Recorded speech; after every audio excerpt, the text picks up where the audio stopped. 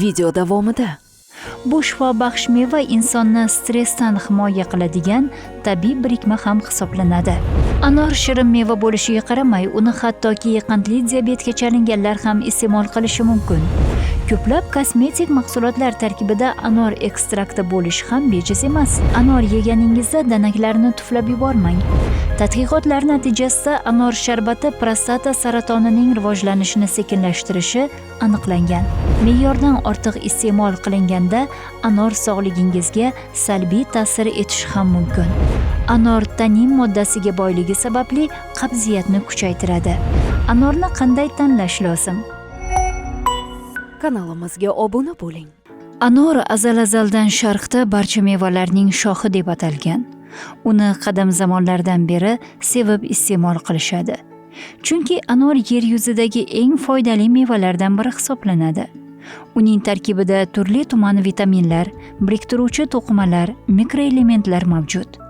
Shuningdek, u mineral va aminokislotalarning ham xazinasidir. Anor mevasini murabbo ko'rinishida ham, ho'l meva sifatida, sharbat hamda kompotlar tarkibida ham iste'mol qilish mumkin. Po'sti, ildizlari, barglari va pardevorlaridan damlama tayyorlab ichish foydali. Donlarni ham butunligicha yeb yuborish yoki turli issiq va sovuq taomlarni tayyorlashda qo'llashingiz mumkin. Quritilgan anor gullari choy sifatida damlab ichilsa, gipertoniklarga katta foyda beradi. Anor o'z tarkibi va foydali xususiyatlariga ko'ra shu darajada noyobki, undan tibbiyotda ham, kosmetologiyada ham foydalanishadi.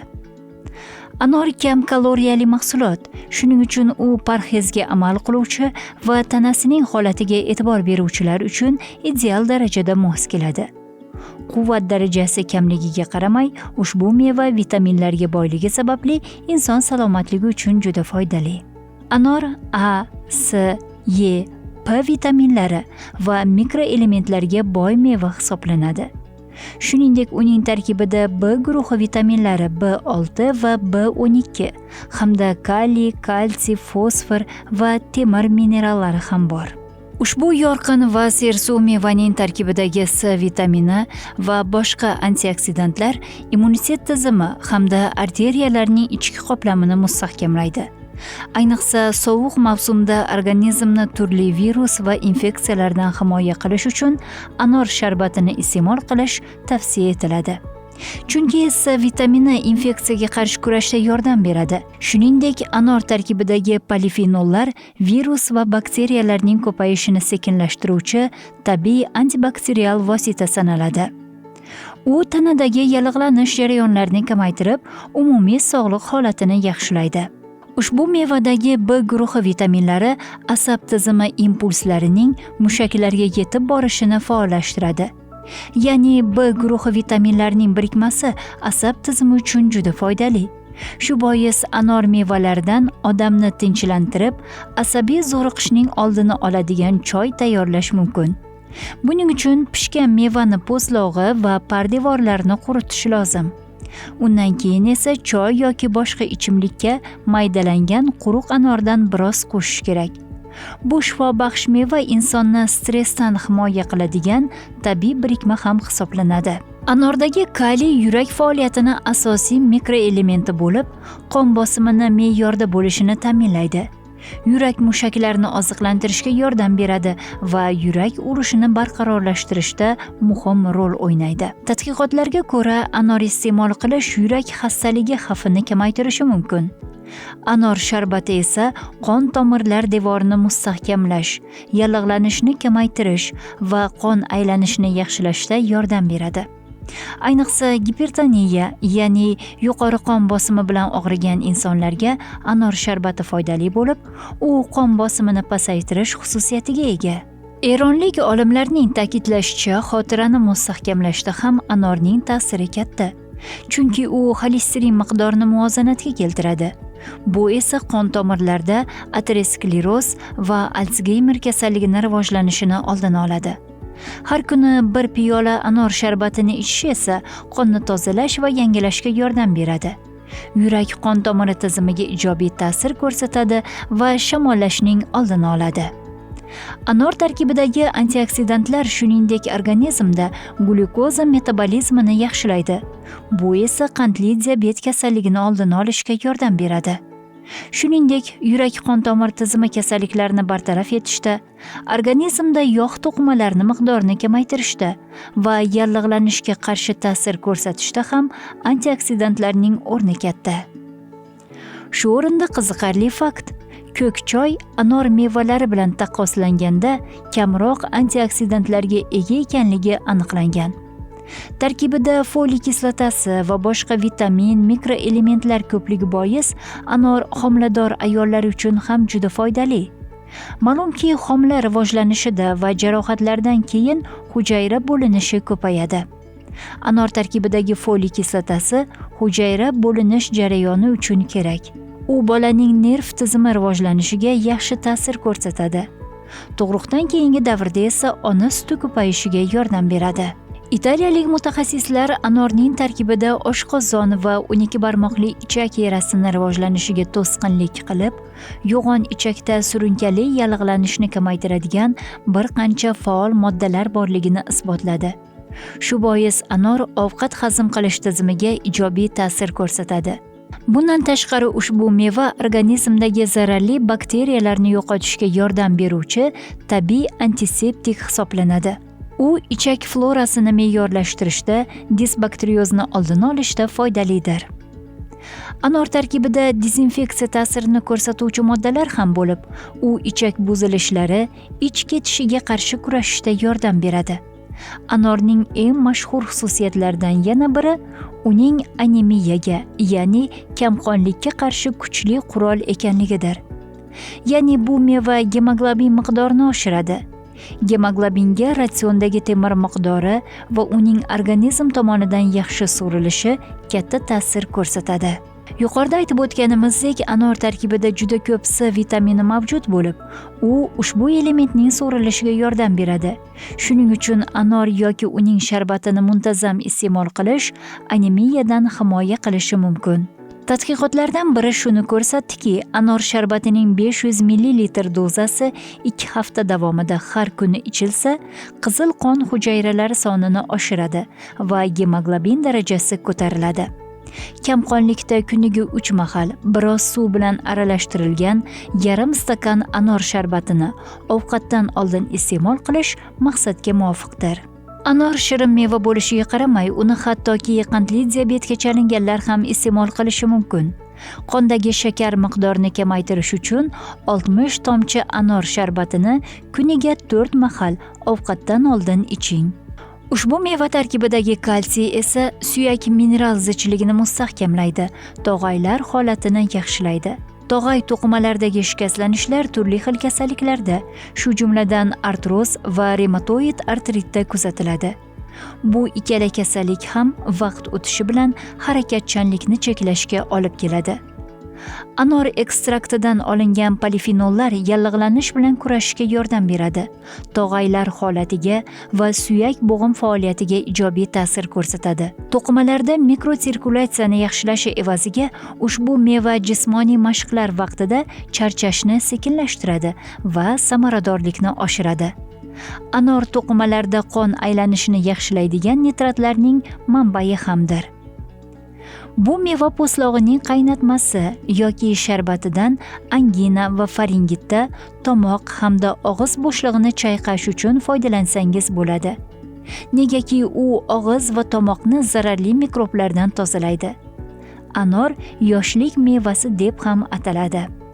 Bu uning tarkibidagi antioksidantlar miqdorining ko'pligi bilan bog'liq. Ushbu moddalar organizmdagi oksidlanish jarayonlarini sekinlashtiradi. Boshqacha qilib aytganda, qarish jarayonini tormozlaydi. Terining yoshligini saqlashda muhim rol o'ynaydi. Ko'pchilikning sevimli mevasi bo'lgan anor teri holatini ham yaxshilaydi. Tadqiqotlar natijasida anor sharbati, ekstrakti va yog'i terining shikastlanish nuqtai nazaridan eng xavfli bo'lgan ultrabinafsha nurlari zararini kamaytirishi mumkinligi aniqlandi. Agar teringizda husnbuzar yoki qizarish kabi muammolar bo'lsa, anor po'stlog'idan talqon qilib, saryog' yoki zaytun yog'i bilan aralashtirib, teringizga haftada 2 kun surting. Natijada teri silliq, yumshoq va elastik bo'lib qoladi. Shuningdek, anor teridagi qora dog'lar, ajinlar va quruqlikni kamaytirishda yordam beradi. Uning sharbati esa terini ichkaridan oziqlantiradi va namlaydi. Ko'plab kosmetik mahsulotlar tarkibida anor ekstrakti bo'lishi ham bejiz emas. Chunki bu ekstrakt terining asosiy oqsili bo'lgan kollagen sintezini oshiradi. Shuningdek, zararli bakteriyalardan himoya qiladi. O'tkazilgan bir necha tajribalar natijasida anor ekstrakti yaralarni davolashga yordam berishi ham aniqlangan. Bu meva organizmdagi gormonal muvozanatni ta'minlashda ham yordam beradi. Anor danaklarida organizmdagi gormon muvozanatini tiklaydigan yog'lar ham mavjud. Shuning uchun anor yeganingizda danaklarni tuflab yubormang. U gormonlar ichki sekretsiya bezlar faolligini oshiradi. Anor ayollar salomatligi uchun ayniqsa foydalidir. U ba'zan ayollarda uchraydigan ruhiy tushkunlikda kayfiyatni yaxshilaydi va suyak zichligini saqlashda yordam beradi. Anor tarkibida tabiiy fitoestrogenlar mavjud bo'lib, ular gormonlar o'rnini bosuvchi ta'sirga ega. Shuningdek, ayollarda yuzaga keladigan og'riqlarni kamaytiradi va umumiy holatni yaxshilaydi. Anor erkaklar salomatligida ham muhim o'rin tutadi. Uning tarkibidagi moddalarning prostata beziga ijobiy ta'siri bor. Tadqiqotlar natijasida anor sharbati prostata saratonining rivojlanishini sekinlashtirishi aniqlangan. Shuningdek, anor erkaklarda jismoniy kuch, salomatlik va umumiy energiyani yaxshilaydi. Shu sababli uni muntazam iste'mol qilish erkaklar uchun ham foydalidir. Tahlillarga ko'ra, ushbu meva saraton kasalligiga qarshi ta'sirga ega. Ya'ni anor xatarli hujayralar bo'linishini sekinlashtiribgina qolmay, balki ularning rivojlanishini ham oldini oladi. Anor ekstrakti prostata, o'pka va ichakdagi saraton hujayralarini o'sishiga to'sqinlik qilishi mumkin. Qolaversa, bu meva yuqumli kasalliklarga qarshi kuchli ta'sirga ega. Barcha ijobiy fazilatlarga qaramay, ba'zi hollarda, masalan, me'yordan ortiq iste'mol qilinganda anor sog'ligingizga salbiy ta'sir etishi ham mumkin. Ovqat hazm qilish tizimidagi surunkali kasalliklarni kuchayish davrida anor oshqozon shirasi xlorid kislotasini sekretsiyasini ko'paytiradi. Shuningdek, shilliq yuzada mayda shilinishlar hosil qiladi. Bu esa kasallikni avj olishiga sabab bo'ladi. Anor tanin moddasiga boyligi sababli qabziyatni kuchaytiradi. Anor iste'molidan keyin 100-200 gram suv ichish yoki og'izni chayish tavsiya etiladi. Chunki tarkibidagi kislota tish emalini yemirilishiga va kariyesga olib kelishi mumkin. Bu mevani bir kunda 200 dan 400 gramgacha iste'mol qilishingiz mumkin. Anorni qanday tanlash lozim?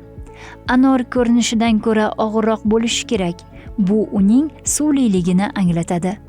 Anor po'sti quruq, dog' va ezilishlardan xoli bo'lishi kerak. Anor po'stida uning donachalarining g'adir-budurligi sezilib tursa yanada yaxshi. Dumiga e'tibor qarating. U yerda yashillik bo'lmasligi kerak. Anorning qizillik rangi uning shirinligini anglatmaydi. Bu uning navlari va pishish darajasiga bog'liq. Anor ko'chatlarini o'tqazish uchun eng yaxshi yer quruq va namligi kam yer hisoblanadi. Aytishlaricha, anor daraxti bilan tok o'rtasida muhabbat bo'lib, bu ikki daraxt bir-biriga yaqin ekilsa hosili serob bo'ladi. Anor daraxti zaif bo'ladi va qishda sovuq tez ta'sir qiladi. Shuning uchun sovuqdan omon qoldirish maqsadida oshqovoqning barglari va qurigan shoxlari bilan berkitish lozim. Agar bu haqda ko'proq ma'lumotga ega bo'lishni istasangiz va anorchilik bo'yicha biznes yuritish istagida bo'lsangiz, u holda Taraqqiyot telekanalining YouTube kanalidagi biznes sirlari ko'rsatuvini tomosha qiling. Xulosa o'rnida aytish joizki, anor nafaqat mazali va chiroyli meva, balki sog'liq uchun ham beqiyos foydali ne'matdir. Uning yurak salomatligidan tortib immunitetni kuchaytirish, terini yoshartirish, saratonni oldini olishgacha bo'lgan ko'plab foydali xususiyatlari mavjud. Anorni kundalik ratsionga qo'shish orqali inson o'z sog'ligini mustahkamlashi va kasalliklardan himoyalanishi mumkin. Bu qadimiy meva zamonaviy tibbiyot tomonidan ham o'zining foydasi bilan tan olingan va ko'plab sog'lomlashtiruvchi diyetalarning muhim qismi hisoblanadi.